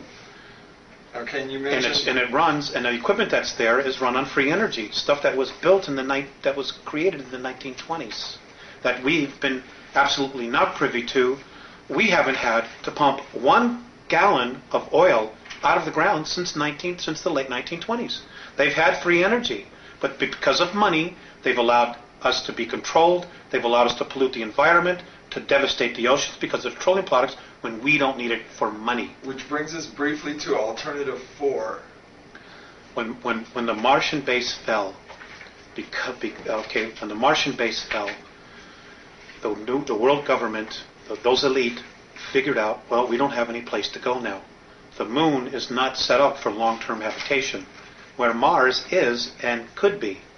So what happened was, when it fell and they knew we couldn't get there, they figured, well, we got to do something about here because we have nowhere else to go. So I was told by the Andromedans that these men who think they're God had to come up with another alternative, which was they thought that they could create a controlled polar shift by detonating nuclear weapons or cobalt weapons underneath the South Polar ice cap, causing it to slip, which would cause the poles to slip. And within a 24-hour period, you would completely drown 83 to 85% of the population. So the Andromedans said that they will not allow this. It isn't going to happen. If the Earth is going to do it, it'll be done by her will, in a natural way. And that is a possibility in our future. What is the primary message of the Andromedans? Grow up now. Open your eyes. Open your ears. Take responsibility for your life. Take responsibility for your planet. And realize this is your home. This is your race. And that if you are sincere in making the effort to evolve, they will meet us halfway. But they're not going to come in here and do all the work for us. Their single most important thing is, and I'll go back to that little saying, the love that you withhold is the pain that you carry. We have got to start coming together as a race. We have got to stop allowing ourselves to be manipulated. What can an average person do? I mean, how can we reach out to the Andromedans? Prayer, meditation. Everybody has their own way of praying or whatever. And again, I want to stress this: the Andromedans can help, but they're not God. They're not our saviors. We need to be our own saviors. We can ask them for guidance and help, but they're not God. Period. Don't worship them. Don't worship anybody. Worship the God inside of you. What will happen to those human beings who do not make the jump? They'll go somewhere else. And what will happen to those beings who do make the jump after the jump? They'll move into fourth and fifth density. And those of us who survive this incredible ordeal that we're about to really experience will become new teachers, and we'll be able to go to different worlds and teach what we know, and be able to teach other evolving civilizations what not to do and how not to get themselves in trouble. And we have an incredible future if we can get through that. If 10% of the population of the planet can really get it together, it'll create what is called the 100th monkey syndrome. And suddenly 11, 12, 13% people will just start getting it. And it's going to take 10%. That's 500, 600 million people right now. And it starts on an individual basis. The government's not going to tell you. God, we could be in. They're going to play out the second coming. They're going to try to present a savior. They're going to project holographic images in space and say we're here to save you. They're going to do mock battle. They're going to screw with us big time. Sorry, I slipped out that word. And folks, we just got to start paying attention. Don't take anything at face value. Make them prove it. And, whether you believe a word I'm saying, it doesn't matter. If somebody tells you that this is truth, make them prove it. If it's real, it'll stand up to scrutiny. If it isn't, it won't. Because the truth can always stand on its own. It doesn't need help, and it doesn't need lies to stand up. And let's end it there. Thank you for this time. It's been a real honor for me.